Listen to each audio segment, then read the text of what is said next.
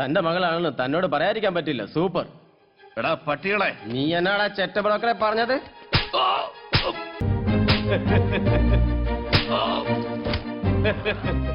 എടാ ശ്രീധര, നിന്നെ കൊന്നു തള്ളിയാൽ ഒരു പട്ടിയും ഞങ്ങളോട് ചോദിക്കില്ല.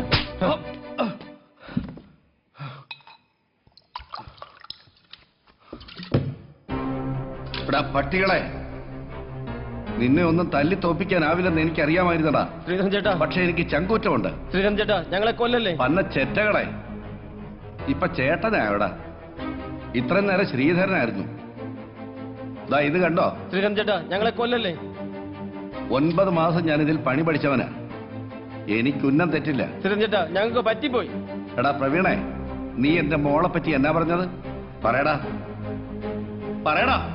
സൂപ്പർ സൂപ്പറാ. മകള് മാത്രമല്ലടാ, ഞാനും സൂപ്പറാ.